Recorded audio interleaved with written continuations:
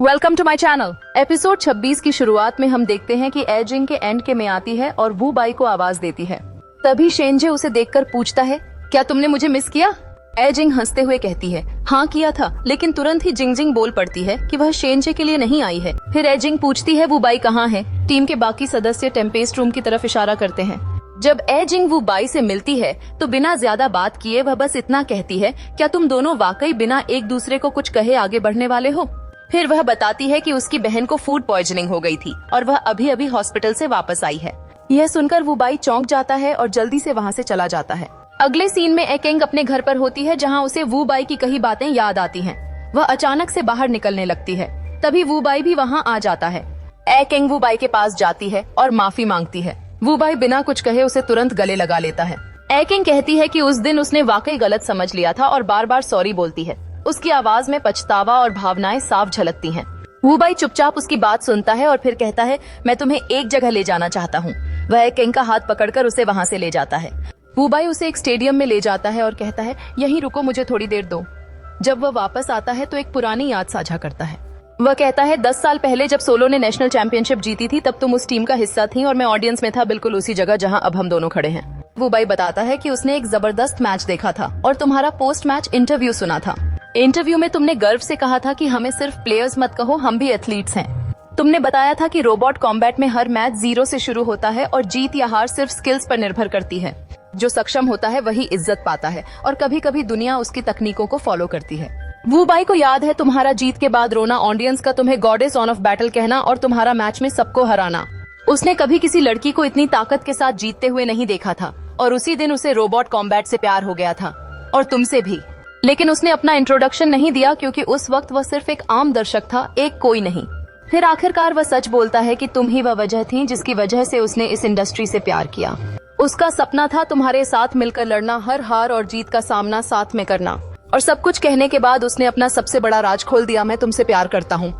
आई king भावुक होकर वू by को गले लगा लेती है। फिर वे दोनों एक दूसरे को किस करते हैं। अगले सीन में आई किंग और वू बाई आई किंग के घर के बाहर होते हैं। जब आई किंग ऊपर जाने के लिए तैयार होती है, वू बाई नीचे रुक जाता है।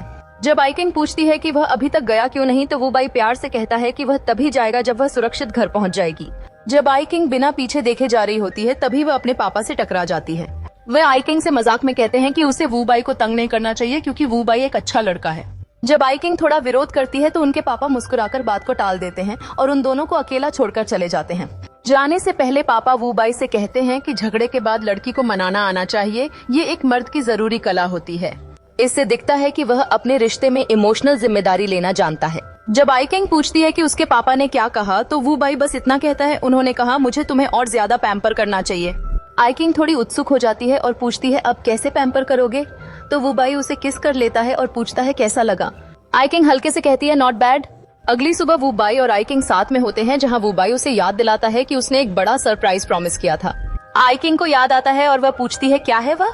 वू बाई मुस्कुराकर कहता है कि उसका टीम लीडर उसे बताएगा। आई किंग उत्सुक होती है और तभी शाओमी आकर कहता है, लॉन्ग टाइम नो सी। वू बाई ड्रिंक्स लेने चला जाता है। पता चलता है कि शाओमी, जो आई किंग का पुराना दोस्त है, अब के एंड के का नया टीम लीडर बन गया है। आई किंग हैरान होती है और मजाक में उसे गद्दार कह देती है क्योंकि उसने बिना बताए ज्वाइन कर लिया।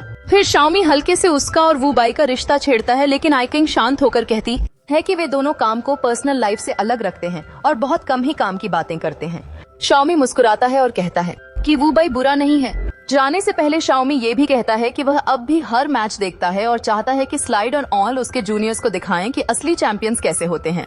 आई किंग सहमत हो जाती है। अगले सीन में ताओ के एंड के से जा रहा होता है। तभी शेनजे सुबह सुबह उससे मिलने आता है और उसे एक गिफ्ट देता है जो कि सम्मान और सराहना का प्रतीक होता है। पता चलता है कि यह सी ब्रिज रोबोट के डिजाइन का अपडेटेड वर्जन है जिसे उसने पहले तैयार किया था। शेनजे कहता है कि तुमने ओरिजिनल डिजाइन पब्लिश किया था, इसलिए वह उसका क्रेडिट नहीं लेना चाहता। वे दोनों एक दूसरे को इज्जत और गर्मजोशी के साथ अलविदा कहते हैं। शेनजे उसे छोड़ने भी जाता है, जो यह दिखाता है कि मुकाबले और बदलावों के बीच भी उनका सच्चा रिश्ता बना हुआ है। टीम एसपी में एक नया सदस्य शामिल होता है और पुराने सदस्य उसका गर्मजोशी से स्वागत करते हैं। टीम की एक खास परंपरा के अनुसार वे उसे टॉयलेटरीज देते हैं और कहते हैं कि चादरें और कंबल बाद में मिलेंगे। एक सदस्य मजाक में बताता है कि यह परंपरा सोलो ने शुरू की थी क्योंकि उसका मानना था कि टीम के स्वास्थ्य और भलाई की जिम्मेदारी उसी की होती है। नए सदस्य को धीरे धीरे टीम के बाकी लोगों से मिलवाया जाता है। एलनिन को टीम का सबसे पैम्पर किया गया सदस्य बताया जाता है। वह मासूम है, दयालु है और बहुत जल्दी रो पड़ता है, लेकिन जब मैच का वक्त आता है तो वह कभी पीछे नहीं हटता और अक्सर तो अपने आंसू पोंछकर विरोधियों को हरा भी देता है। एलनिन मजाक में कहता है कि उसे नहीं पता क्यों, लेकिन उसके आंसू बाकी लोगों से ज्यादा हैं। एक और सदस्य नए लड़के को एक टीममेट के बारे में सावधान करता है जो सुंदर लड़की देखते ही फ्लर्ट करने लगता है, लेकिन वह खुद को डिफेंड करते हुए कहता है कि वह बस माहौल हल्का करने की कोशिश करता है। सब मानते हैं कि जब बात मैच की आती है तो वह काफी भरोसेमंद होता है। इसके बाद उसे फॉलोइंग से मिलवाया जाता है, जो टीम की लॉजिस्टिक्स देखता है और जब भी जरूरत हो मदद करता है। जब नए खिलाड़ी से पूछा जाता है कि उसने प्रोफेशनल सीन क्यों ज्वाइन किया, तो वह आत्मविश्वास से कहता है कि वह एक्स्ट्रा टैलेंटेड है। एक सदस्य मजाक करता है कि एलनिन शायद उससे ज्यादा टैलेंटेड है और उसे थोड़ा घमंडी कहता है, लेकिन ये भी कहता है कि ये एटीट्यूड मैदान में दिखाना। ओरिएंटेशन एक भावुक और गर्म माहौल में खत्म होता है, जहां सब एक दूसरे को बडीज फॉर लाइफ घोषित करते हैं। कुछ देर बाद पूरी टीम अपने नए टीम लीडर शाओमी से मिलती है। शाओमी कहता है कि वह टीम के लिए उपयोगी बनना चाहता है और सब उसका खुले दिल से स्वागत करते हैं। तभी किसी को याद आता है कि यही वह सरप्राइज था जिसकी ओर उनके पुराने कैप्टन ने इशारा किया था। इसके बाद सब मिलकर नेशनल फाइनल्स की रणनीति पर चर्चा करते हैं। जैसे जैसे नेशनल चैंपियनशिप एसपी और केएनके के बीच नजदीक आती है, दोनों टीमें अपनी अपनी फाइनल लाइनअप तय करती हैं। एसपी के अंदर एक स्ट्रैटेजिक डिस्कशन चलता है।